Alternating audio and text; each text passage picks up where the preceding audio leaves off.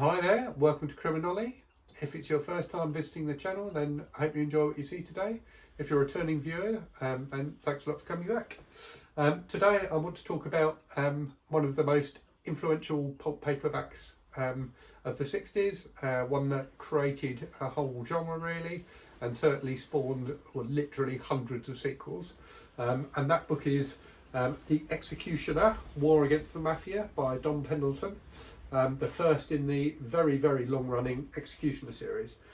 So I first chanced across the series in, I think, the 80s when it was being published by Gold Eagle, who I think potentially are still publishing it now. And in those days, the Executioner books were, reflecting America's obsessions of the 80s, were very much about terrorism and things like that. So often featured Mac Bolan, the executioner, and his buddies going up against Middle Eastern terrorists and things like that. But originally, as you may have guessed from the title, the books were about Bolan battling the mafia. And the first 27 or so books, I think it is, that were actually written by Don Pendleton are all on that kind of theme. So after that first 27, Pendleton started doing, I suppose, what you'd call a James Patterson style deal, where other writers would do a lot of the donkey work, and he provided some sort of creative control over it, I guess, but didn't actually do the writing of the book. So, having read a fair few in my teens of the later books in the series, I was quite interested to read the first one, and quite surprised when I read it, A, by how good it was, because the later ones that I've read were often not that great, to be honest with you, and also by the big differences in style. So it was first published in '69, and that kind of shows in the book, so it's got a bit of a swinging 60s vibe to it. There's a lot more sex in the book than there is in from what I remember in the later ones, with Bolan kind of hooking up with various mafioso women as he goes through the story, and also the tone is quite dark. So the reason that Bolan goes to war against the mafia is because his family die. The way in which they die is I thought quite interesting. So unlike the Punisher, the Marvel character, who you could argue is probably influenced by the Executioner. So if you remember, the Punisher's family are killed in a shootout between two mafia squads, I think, in Central Park. In this book, it's actually his parents and sister who are killed. And the kind of build-up or backstory, if you like, is that Bolan is away fighting in Vietnam.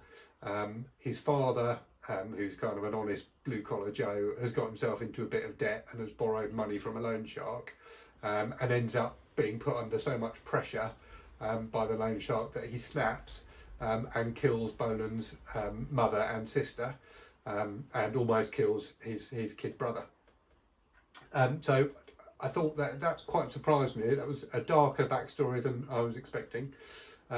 And what it leads up to, basically, as you can imagine, is Bolan coming back from Vietnam as a skilled soldier, and particularly a sniper, and taking the war that he's been fighting in Asia to the mafia in America. So it's predictable, but it works. It's got a nice structure to it. So the first third kind of build up.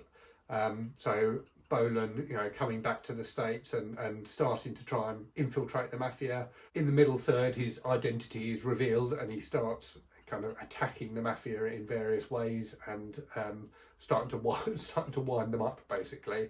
And then in the final third, the gloves are completely off, and he goes crazy against them and basically kills quite a lot of people. But it's very entertaining kind of action fare. As I say, there's a lot more sex than I expected, and also, which really surprised me, there's a romance in it. So Bolan ends up meeting a young lady called Valentina through the story, who's actually quite a nicely portrayed and well-written character, I thought, certainly for inclusion in a men's adventure book. She was better than I expected, and their relationship is actually quite sweetly portrayed, even though every so often Bolan goes off from her to go and kill some more mafia people. So yeah, it was a much more well written and entertaining book than I expected. I've got the next few, so I've got books 2 and 3, and then a few of the later Pendleton penned ones to read, and I might try and pick up some of the other ones because I really enjoyed it, and I'm quite interested to see what happens next. It kind of rounds out nicely with him, as you might expect, having got the mafia people who were most responsible for his family's deaths. But you know, builds up nicely to the second book in the series, where it sounds like he's going to go up against a whole load more people. So yeah, understandably a classic. I can see why it was so popular in its day.